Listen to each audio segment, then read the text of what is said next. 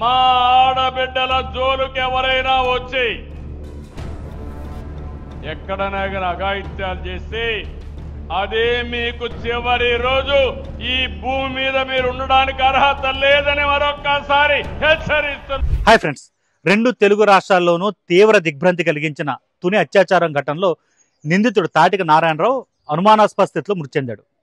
అయితే పోలీసులు వెర్షన్ అయితే రెండు విధాలుగా ఉంది. ఒకటి ఏంటంటే అది ఆత్మహత్య అయ్యి ఉండొచ్చు, లేదు తప్పించుకున్న ప్రయత్నంలో అతను చనిపోయి ఉండొచ్చు అన్నట్టుగా పోలీసులు చెప్తున్నారు. ఒక విధమైనటువంటి చిన్న కన్ఫ్యూజన్ వాళ్ళే చెప్తున్నారు. అంటే ఏం జరిగిందంటే రిమాండ్కి అతన్ని తరలిస్తుండగా నేను బాగా చీకటి పడిపోయింది, ప్రొసీజర్ అంతా పూర్తయి ముందు అక్కడ ఉన్నటువంటి లోకల్స్ ఎవరైతే బాలిక బంధువులు ఉన్నారో అతన్ని కొట్టారు. అతన్ని తీసుకుని పోలీసులకు అప్పగించారు. పోలీసులు కోర్టు ముందు హాజరుపరిచారు.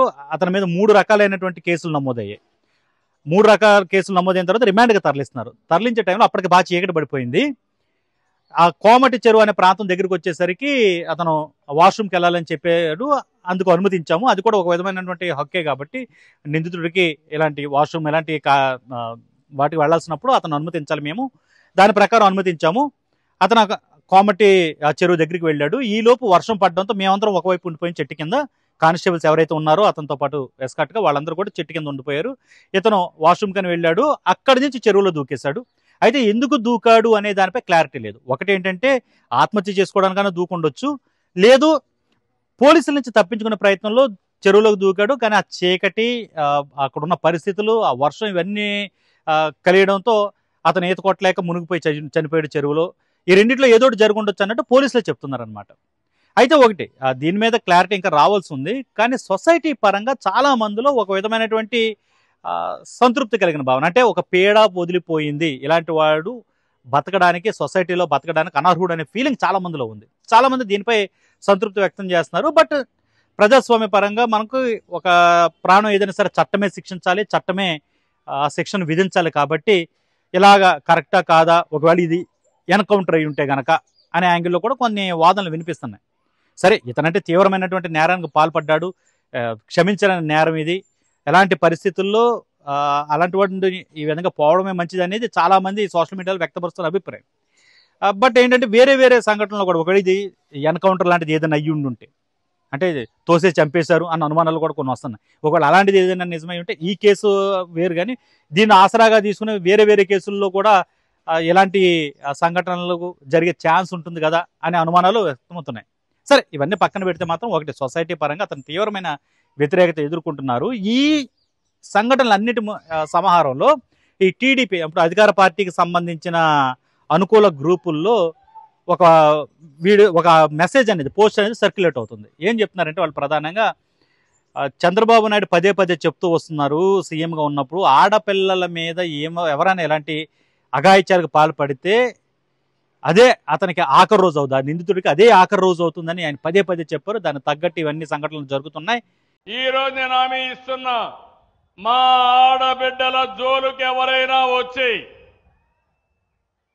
ఎక్కడనైనా అఘాయిత్యాలు చేస్తే అదే మీకు చివరి రోజు ఈ భూమి మీద మీరు ఉండడానికి అర్హత లేదని మరొక్కసారి హెచ్చరిస్తున్నా అని చెప్తూనే మళ్ళీ దానికి కర్మ సిద్ధాంతాన్ని కూడా యాడ్ చేస్తున్నారు అనమాట. అంటే వీళ్ళు చెప్తుంది ఏంటంటే 2018 ఆ ప్రాంతంలో దాచేపల్లి ఘటన జరిగింది కదా, అందులో నిందితుడు చనిపోవడం.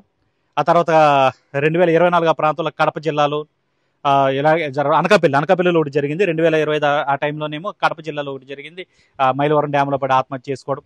సో ఇవన్నీ వరుసగా వాళ్ళు చెప్పుకుంటూ వస్తూ ఇవన్నీ కూడా ఇప్పుడు లేటెస్ట్గా తుని ఘటన చూసి ఇవన్నీ కూడా చంద్రబాబు నాయుడు హయాంలోనే జరుగుతున్నాయి. సో ఆడపిల్లల మీద ఎలాంటి అఘాయిత్యాలు జరిగినా ఊరుకోనని చంద్రబాబు నాయుడు ఏదైతే వార్నింగ్ ఇచ్చారో అవన్నీ కూడా చాలా క్లియర్గా జరుగుతున్నాయి. అదే నిందితుడితో ఎవరైనా సరే ఇలాంటి అఘాయిత్యానికి పాల్పడితే ఆడపిల్లలపై అదే ఆఖరి రోజు అని పదే పదే చెప్తున్నారు.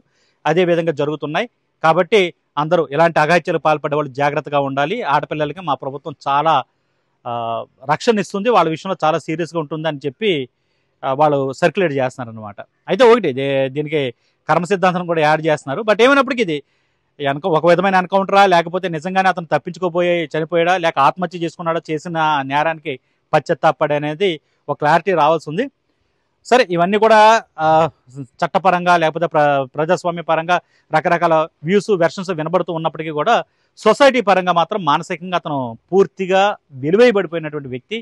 అతను పోవడమే కరెక్ట్ అన్నట్టుగా అయితే చాలా మంది తమ అభిప్రాయాలు సోషల్ మీడియాలో వ్యక్తపరుస్తారు. నిజానికి అతనికి విధించిన 3 సెక్షన్లు ఏవైతే ఉన్నాయో అతనిపై నమోదయ్యాయో వాటి ప్రకారం చూసుకున్నా కూడా ఒక సెక్షన్ ప్రకారం అయితే కనుక అతనికి 7 ఏళ్ళు, ఇంకో సెక్షన్ ప్రకారం 20 ఏళ్ళు, అది కాకుండా పోక్సో చట్టం, సో దాని ప్రకారం మరొక 20 ఏళ్ళు.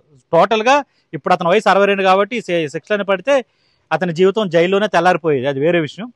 కాకపోతే ఏంటంటే ఇలాంటి అఘాయిత్యాలకి పాల్పడే వాళ్ళకి, చిన్న పిల్లల మీద, ఆడపిల్లల మీద ఇలాంటి అఘాయిత్యాలు పాల్పడే వాళ్ళకి మాత్రం ఇలాంటి శిక్షలు పడడం చాలా కరెక్ట్, అంటే చట్టపరంగా ఇలాంటి శిక్షలు పడడం చాలా కరెక్ట్ అని ప్రజాస్వామ్యవాదులు చెప్తున్నారు. మరోవైపు సొసైటీ పరంగా నిన్నటి నుంచి 2 తెలుగు రాష్ట్రాల్లో చాలా దిగ్భ్రాంతి కలిగించిన ఈ అంశంపై అందరికీ ఒక విధమైన మానసిక సంతృప్తి కలిగిన విషయంగా దీనైతే సోషల్ మీడియాలో పోస్టులు వైరల్ అవుతున్నాయి. అయితే ఇందులో తేలాల్సిన విషయం ఇంకోటి ఉంది. గురుకుల పాఠశాలల్లో అధికారులు ఏం చేస్తున్నారు? నిజంగా చాలా గవర్నమెంట్ గురుకుల పాఠశాలల్లో తల్లిదండ్రులు లేకుండా పిల్లల్ని పంపరు. తల్లిదండ్రులు వెళ్ళినా కూడా చాలా ఆంక్షలు ఉంటాయి.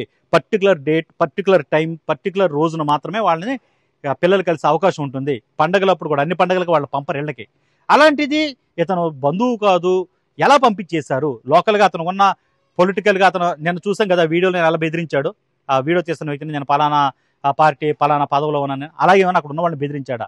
లేకపోతే అధికారులు ఇలాంటి వాటిలో కుమ్మక్కు అవుతున్నారు? ఇలాంటి అంశాలపై కూడా అసలైన విచారణ జరగాలి. ఈ ఇష్యూ ఎక్కడితో అయిపోయినట్టు కాదు. నిజంగా అక్కడ గురుకుల పాఠశాలలో ఏం జరుగుతుంది, దీనికి బాధ్యులు ఎవరు?